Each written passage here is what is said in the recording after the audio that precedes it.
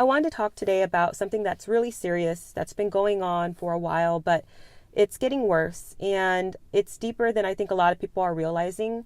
And that's the fact of the housing crisis that's going on. Did you guys hear about this? There was a study that just came out that showed the average US salary versus buying a house in 2030. And I know that 2030 sounds like far off, but really it's only 5 years away. Take a look here. Some areas are requiring household incomes to more than double just to afford the median priced home. What is the median priced home? Currently in 2025, the average cost of a house in America is $415,000.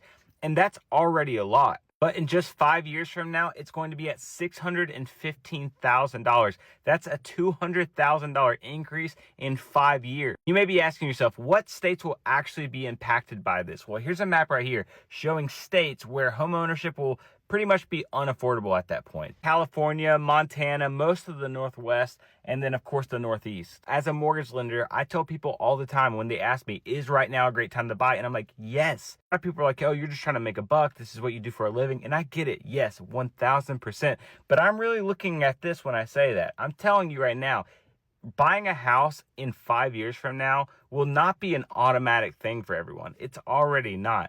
If you want to own real estate in your lifetime, you definitely need to be open to purchasing now versus waiting. It's getting just harder and harder to buy a home. It's getting harder to buy land even, and that's something different. It did not used to be hard to buy land. It was pretty easy to buy land before and pretty affordable. I mean, a lot of times people didn't care to buy land off in the countryside or anything like that, but it's getting really hard because prices are just getting so high and it's becoming more and more unattainable for folks. This is a real problem, let alone even wanting to buy a house. And the prices are just going up so much because there's the housing shortage, and then there's the issue with corporate real estate buying and foreign ownership. There's less and less supply for those of us that call America home. And it's a real issue. It's a real issue. And for those of us that value independence, it goes even deeper than that because we face a whole other set of issues and problems. If you want to buy land and be self-sufficient, do more independent type things such as build your own structure to live in, grow gardens, raise livestock, so on and so forth. There's so much red tape. There's a lot of bureaucracy. There's a lot of regulations. It's really difficult. And hopefully you live in a state that is a little bit more lenient with their rules and regulations because a lot of states aren't. I remember we were looking at land a while ago. This was quite a while ago in California. And it was a beautiful, California, it's just so beautiful there. And it was a really beautiful piece of property more in Northern California. And there was like a river going through there. There's beautiful trees, tons of acreage, and you're in the mountainside and you're pretty far from the local bigger cities. And anything you wanted to do, your permits need permits out there. It was horrible. And this was a really conservative county. And we thought, maybe it'd be a little bit different looking over there, but it was not. And there's so many regulations on what kind of structure you can put on your land, the size it needs to be. You can't camp on your land. How are you going to buy a piece of land and be outside of city limits, be in a rural setting, and you can't even maybe have an RV on your land while you're building on your land? It just doesn't make sense with some of the policies that are in place. It just makes it so difficult for people to get out there and try and build something new, to follow a new American dream. And it's sad. It really is.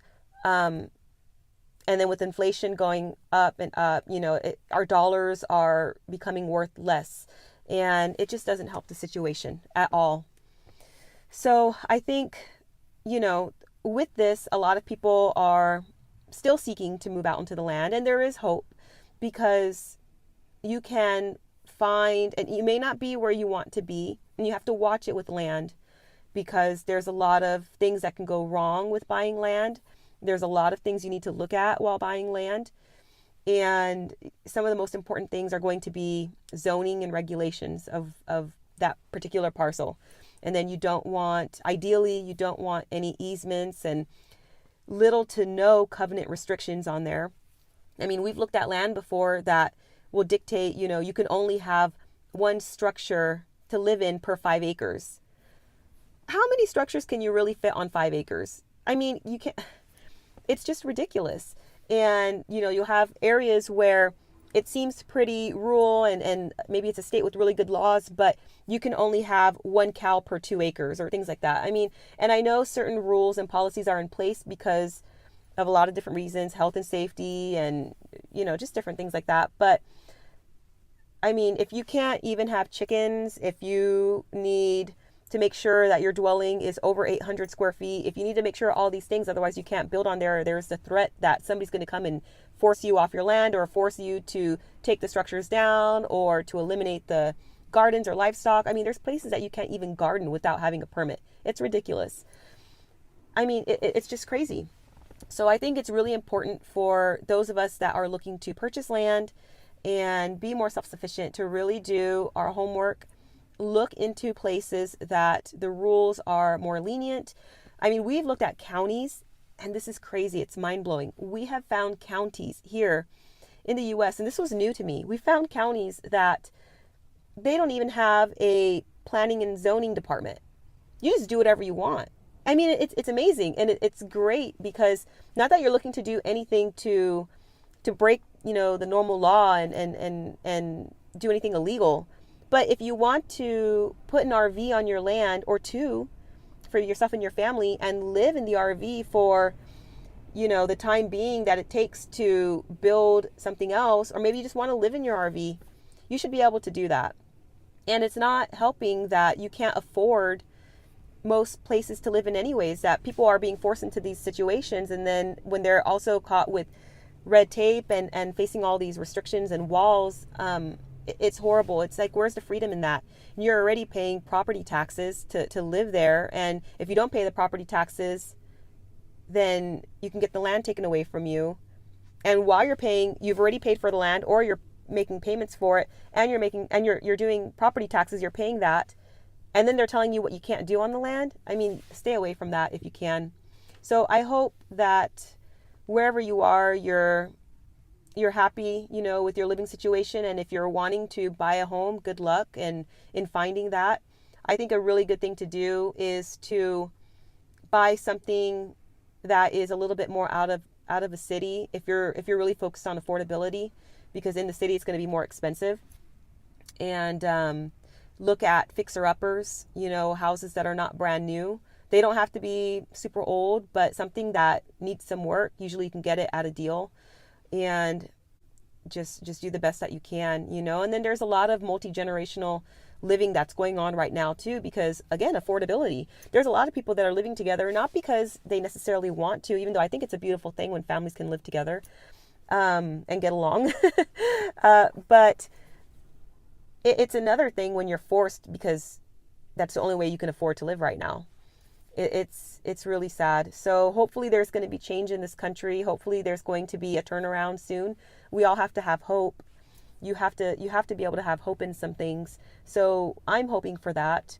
And then everyone has been waiting on a real estate crash for so long to just even out housing pricing. And I don't even know if that's going to end up happening soon. It should have happened so long ago, but prices just keep going up. I'm hoping things can get better. They've been saying, they're going to lower interest rates for those of us that need to get a mortgage in order to be able to purchase something. But interest rates have lowered a little bit, but then they've gone back up. I don't know. What do you guys think is going to happen? Do you think that the interest rates are really going to go down and that housing prices are going to decrease and maybe even land prices so that it becomes more affordable again? Or do you think that things are just going to keep going up? I'm hopeful, and I'm hoping, I would say this, I'm hoping that things go down, but I feel like they're just going to keep going up. And I don't know if if that's a different mindset I need to switch, but it just seems like things are really going in that direction. And I don't know. And certain markets are coming down for sure. It's getting cheaper to buy in certain markets. but it's not everywhere. And there's a lot of places that I feel like should be a lot more affordable to live, because these are affordable places to live, but it's not affordable right now. So let me know your comments down below. I'd love to hear your thoughts on this. And if you have places that you know of, like really good counties that are a lot more affordable to live in, that have a lot less restrictions with zoning laws, maybe share that down below, and we can all brainstorm off of each other. Thank you for watching, and I'll see you in the next video, friends. Take care.